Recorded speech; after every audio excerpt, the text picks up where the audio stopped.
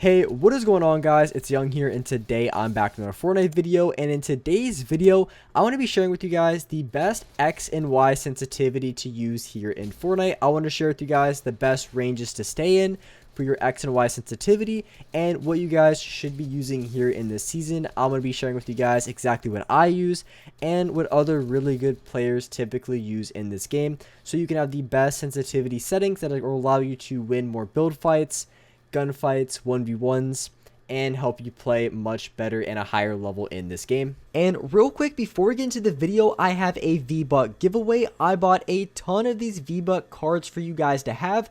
If you guys would like to receive a card and enter the giveaway, all you guys have to do is simply drop a like on this video. Make sure you guys subscribe to the channel if you haven't already. Hit that notification bell and drop a comment down below of either your Xbox gamer tag, PSN gamer tag, or Epic account. I will be giving out one of these cards every single Friday. I will share the screenshot of the winner in the video, so make sure you guys stay updated if you are interested in winning free V-Bucks. And lastly, if you guys want to support me in the item shop, just go down to the bottom right, hit on support a creator, type in creator code Young Humor, and you guys will have me supported in the item shop as a creator.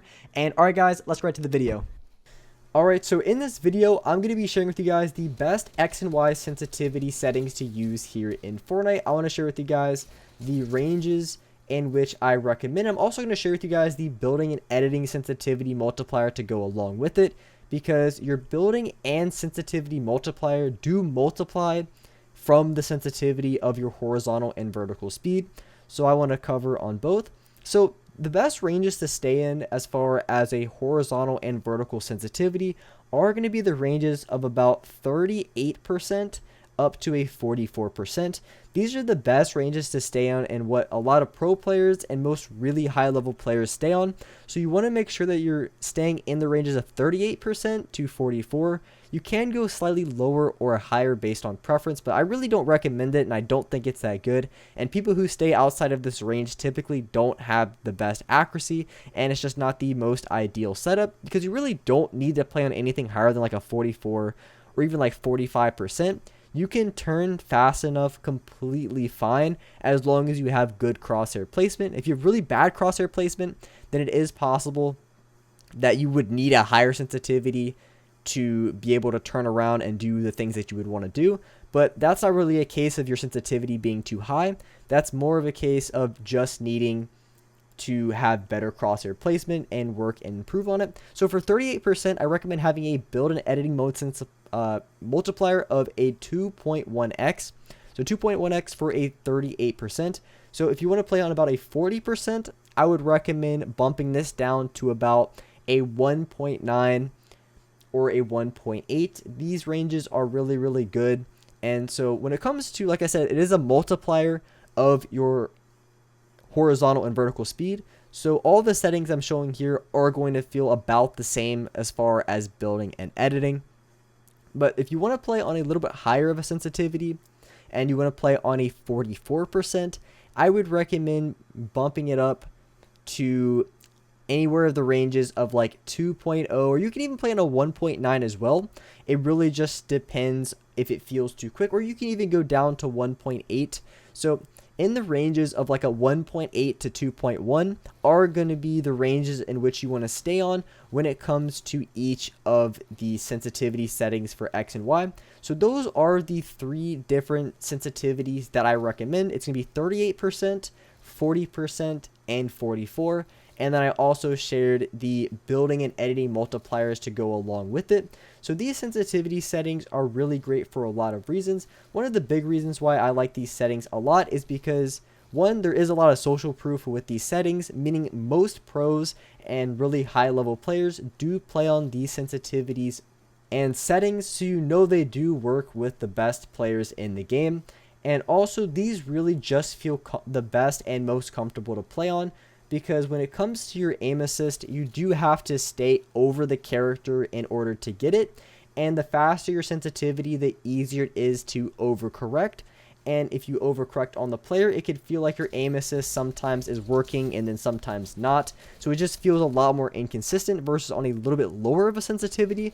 That's much easier to control. Your crosshair placement is going to be better, which is going to help you with building and editing.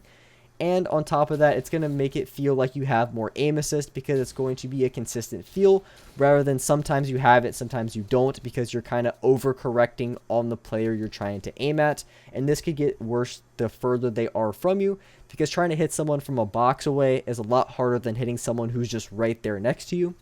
And the higher sensitivity you play on, the harder it gets. And then I like 38% quite a bit, but anything lower than 38% can be a little bit tricky to turn around quickly. You could even go down to maybe like a 36%, but that would be the absolute lowest that I would go, because anything lower than that, you're just not going to be able to turn quick enough in those close 1v1 situations in which they're right on top of you, or maybe they jump over your head by chance. Then you're just not going to be able to turn around quick enough. So 38% is probably the lowest I would go. You can go, like I said, 36%, but 38% is what I would recommend as the low end sensitivity, and that's what I'm currently using and that I like a lot. And then I also paired it with a 2.0 building sensitivity, or sometimes I play a 2.1 if I feel like I want to be a little bit quicker. But all in all, these sensitivity settings are really great, and they're going to work for almost every player in the game. And it kind of is meta now to play on a lower sensitivity with a mid to higher building and editing sense. That way you're able to hit all of your shots, aim assist feels consistent, and you're going to be able to build and edit against other players really effectively. Because one of the biggest benefits of playing on a lower sensitivity that people don't usually talk about is going to be your crosshair placement, and your crosshair placement can literally be the difference between hitting an edit or a build and then not. Because if you're doing unnecessary motions with your analog stick, you're going a little bit too far left or too far right, it's just going to be very inefficient overall, and it's going to cause you to be a much slower of a player. So you might think that you're being faster, but you're just being inefficient, and it's going to slow you down. That's why a lot of really fast players in this game, it honestly doesn't even look like they're going that fast. You see that they're doing a lot of builds and edits, but their crosshair placement is so good that even though it looks like they're doing a lot, they're not moving their analog stick as much as you might think. But with that being said, I hope you guys enjoyed this video. Hope you guys liked the sensitivity settings that I shared. If you guys enjoyed this video, make sure you guys drop a like, hit that subscribe button. If you are new to the channel, hit the notification button so you guys will get notified for every single time I upload a new video. But with that being said, I really appreciate all you guys watching the video. And alright guys, I will see you next video.